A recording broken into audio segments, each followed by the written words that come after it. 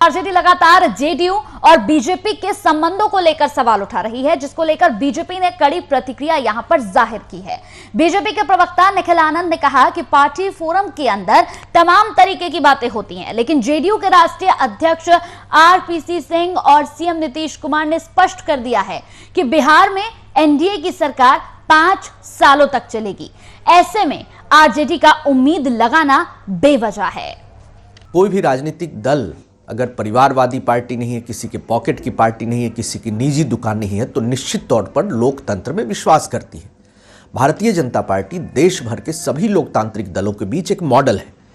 JDU भी लोकतंत्र की बुनियाद पर अपनी पार्टी का प्रचार प्रसार विस्तार करने में लगी है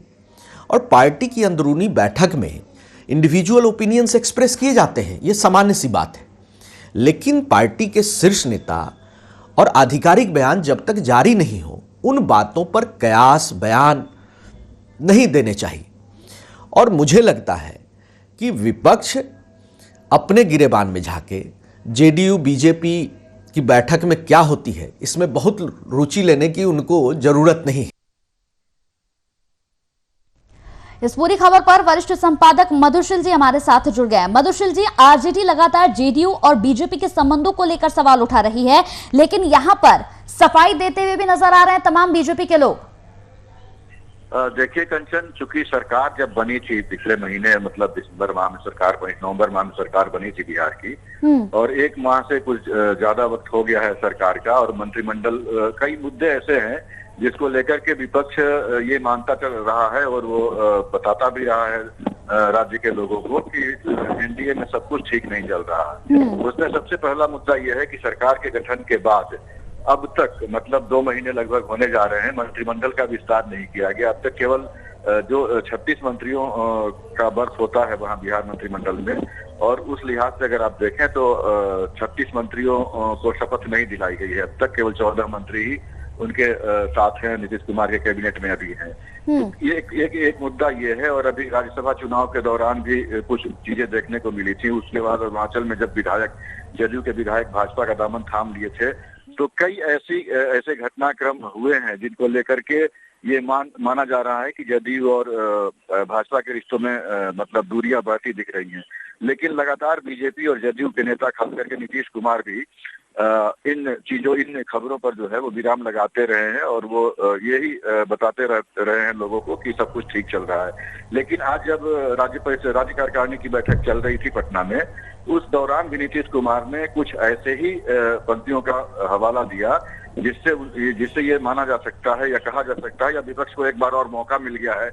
इनके रिश्तों पर बोलने का। नीतीश कुमार ने साफ तौर पे कहा कि चुनाव के दौरान मुझे ये पहचान नहीं हो पाई कि कौन दोस्त है और कौन दुश्मन है। तो एक बड़ी मतलब राजनीतिक अगर इसी स्थिति के हिसाब से देखें तो एक बड़ा बयान माना जा सकता है नीतीश कुमार का ये, कि अगर आप जिनके साथ सरकार चला रहे हैं, जिनके साथ आपने प्री पोल अलायंस करके चुनाव लड़ा है, और आज अपने पार्टी के बैठक में इस तरह की बात बोल रहे हैं, तो विपक्ष को आप एक मौका और दे रहे हैं कि वो आप पर तंज करते। तो ये क्योंकि राजनीतिक गलियारा बिहार का अभी गरमाया हुआ है कई चीजों को लेकर के, और विपक्ष इसलिए हमलावर हो रहा है लगातार क्योंकि जो सत्ता पक्ष और विपक्ष की में संख्या बल की जो दूरी है, आपको पता है कंचन की वो काफी कम है। मतलब अगर 122 विधायकों के साथ 126 विधायकों के साथ केंद्र में मतलब राज्य की सत्ता पर काबिज है नीतीश कुमार एनडीए के विधायकों के साथ, तो जो विपक्ष का भी के सामने भी जो आंकड़ा है वो कम नहीं है। 117-18 करीब उनके पास भी संख्या बल है, 117 के करीब संख्या बल है। 110 उनके जो विधायक हैं, 110 मतलब विधायक महागठबंधन के साथ हैं। तो ये देखने वाली बात होगी कि जब ये सत्ता की दूरी 10-15 विधायकों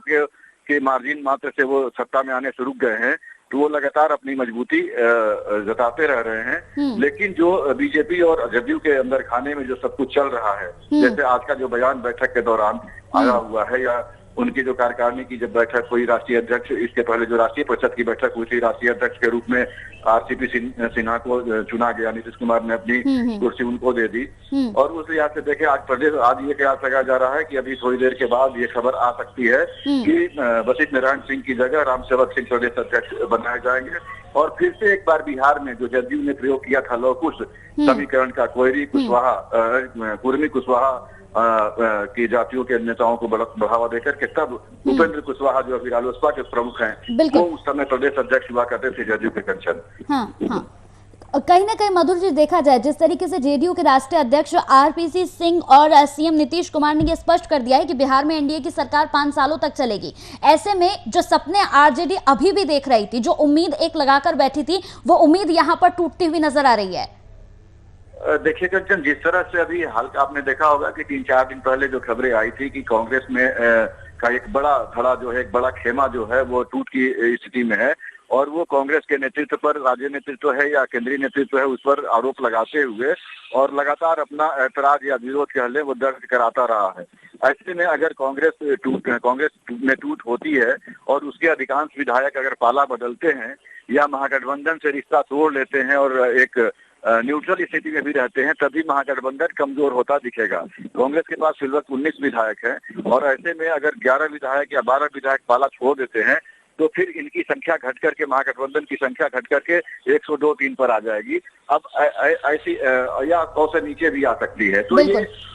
जब ऐसी स्थिति में अब आरजेडी ये अगर सोच रही है कि वो ये तमाम चीजों के पर बयानबाजी करके सत्ता के करीब पहुंचे, तो पहले उसको अपने कुनबे में, मतलब जिस तरह से एनडीए खेमे में सब कुछ ठीक नहीं चलने का दावा कर रही है आरजेडी, तो उसी तरह से उसको अपने महागठबंधन के खेमे में क्या कुछ ठीक चल रहा है उसको पहले ठीक करने की जरूरत है आरजेडी को, कि जो उसकी बड़ी सहयोगी पार्टी है कांग्रेस, लेफ्ट, इन तमाम दलों में क्या कुछ चल रहा है, लेफ्ट कितने दूर तक उनके साथ चलने को तैयार है, या कांग्रेस में जो टूट हो रही है उसका असर सीधे तौर पर और कांग्रेस पर तो पड़ता दिख ही रहा है, लेकिन महागठबंधन भी प्रभावित होगा, उससे महागठबंधन के विधायकों की संख्या भी कम होगी। तो आज जो मजबूती उनकी होगी है वो कमजोर होगी, तो वो बल्कि दूसरे के घर में क्या हो रहा है, मतलब एनडीए में क्या हो रहा है, वो ना देख करके पहले अपना कुनबा समेटने की कोशिश करना चाहिए।